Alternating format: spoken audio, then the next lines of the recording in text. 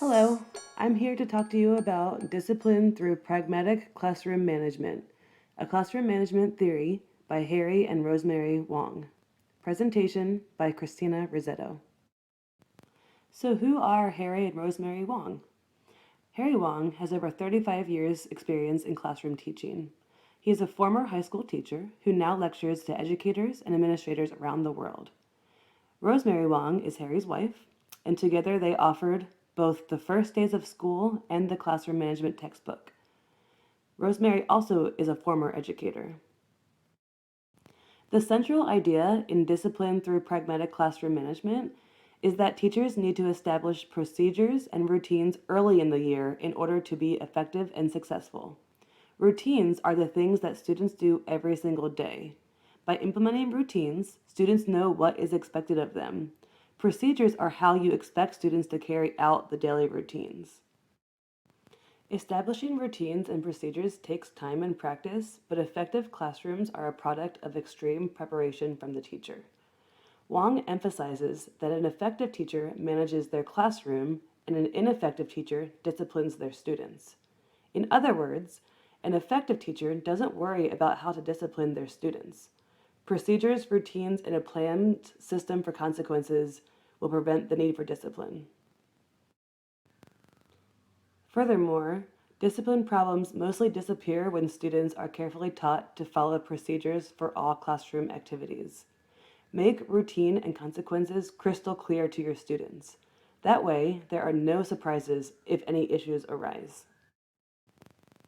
The Wongs say that the successful classroom is one in which the work is ready, the room is ready, and the teacher is ready.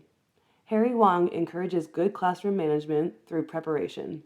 He emphasizes the importance of the first day of school and preparation in the weeks prior to the first day of school. You must give your students time and space to learn and practice the established routines and procedures.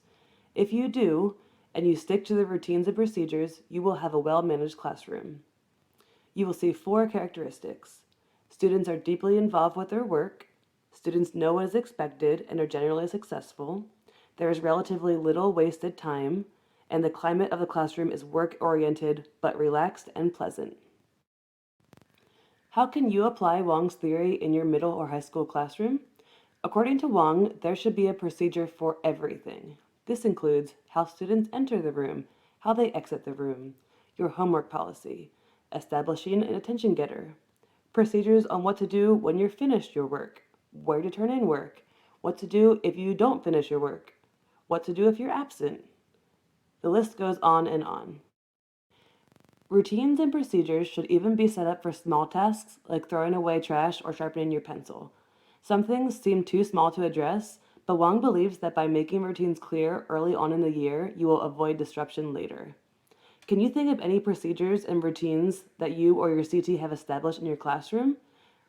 Do they help with classroom management?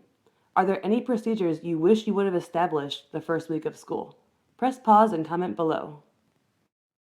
Like most classroom management strategies, there are strengths and weaknesses to Wong's theory. The strengths are that his philosophy is concrete, easy to follow, provides clear expectations, is student focused, and focuses on consistency.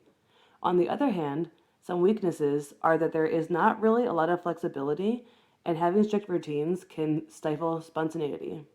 Some say that Wong is too rigid and doesn't focus on individuals' needs.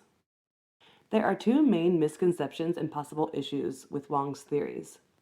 The first is that his practices only really apply to elementary age and not so much high school or middle school age students. Secondly, it could be hard to establish routines if you're starting halfway through the school year. Do you think it would be possible to establish routines midway into a school year?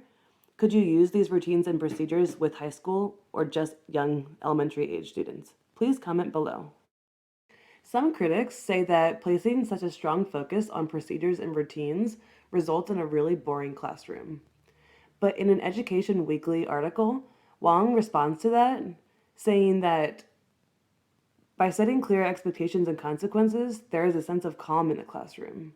Students actually enjoy learning in a calm environment, and it's not boring at all. Other critics say that the Wong's method doesn't allow for individualized teaching. It is too rigid to accommodate each student's needs. While I didn't find any direct literature from the Wongs that supports differentiation in the classroom, I did find an Ed Weekly article where the Wongs say if you take time to set routines and procedures in the classroom, you have even more time to get to know your students.